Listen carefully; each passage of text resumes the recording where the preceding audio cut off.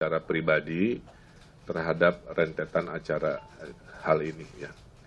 Yang pertama menurut saya semua kekisruhan yang berlarut-larut ini dimulai sejak adanya statement dari Pak Mahfud yang mengatakan penjemputan HRS itu diizinkan.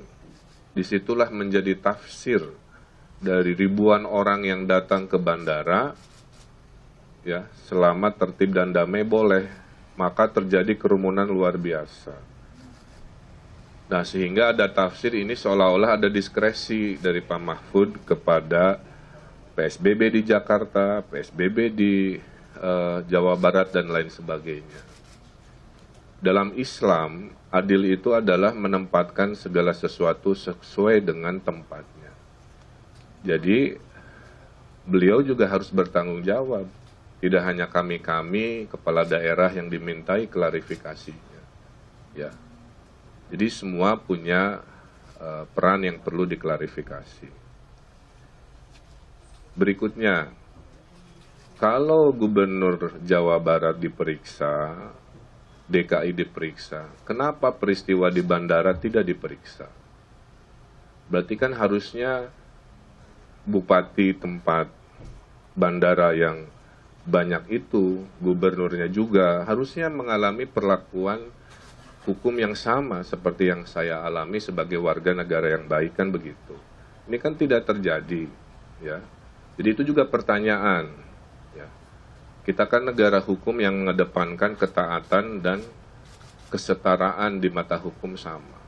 Nah, itulah sedikit pertanyaan-pertanyaan dari saya terkait kronologis, ya.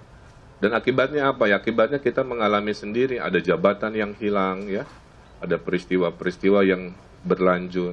Bagi saya jabatan juga bukan hal segalanya. Secara syariat, Allah kasih bisa Allah cabut kapan saja, nggak ada masalah. Ya.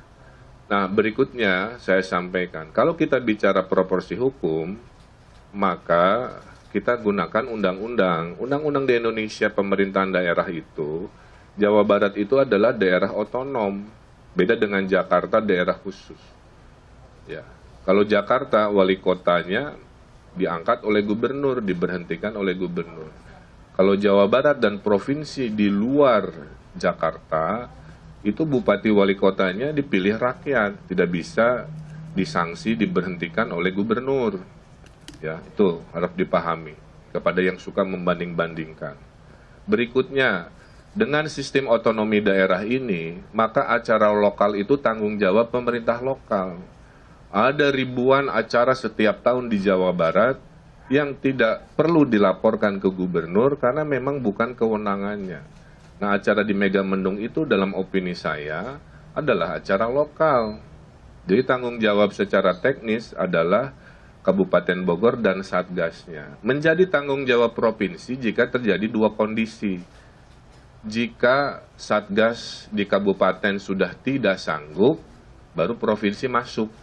Contohnya, dulu rapid test habis, ya, provinsi turun membantu karena Satgas tidak sanggup ngurusin rapid test misalkan.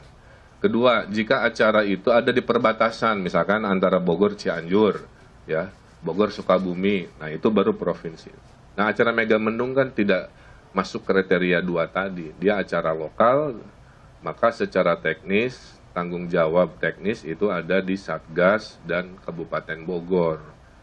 Tapi secara moral, apapun yang terjadi di wilayah Provinsi Jawa Barat adalah tanggung jawab saya sebagai gubernur. Jadi saya menyatakan rasa tanggung jawab moral saya, tapi kalau secara teknis, peraturan perundang-undangan, tentu kita harus adil dan proporsional.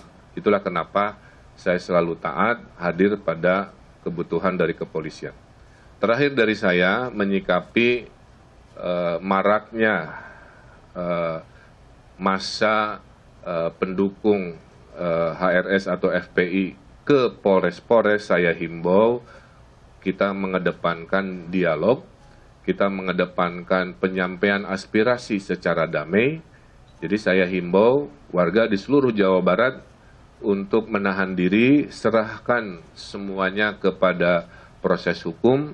Seorang gubernur Jawa Barat pun hadir, ya, baik-baik, maka penyampaian aspirasi tolong dilakukan dengan cara baik-baik, ya.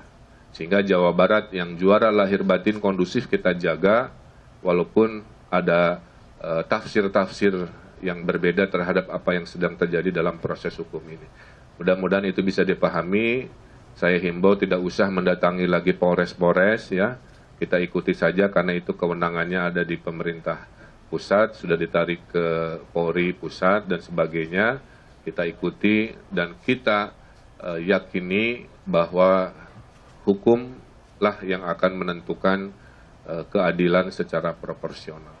Saya kira itu, ya. Jadi saya makanya tidak terlalu lama, cuma 1,5 jam, itu karena memang hari ini hanya melengkapi sekitar 2-3 pertanyaan saja. Mayoritas pertanyaan sudah saya jawab selama 7 jam di Bareskrim di Jakarta.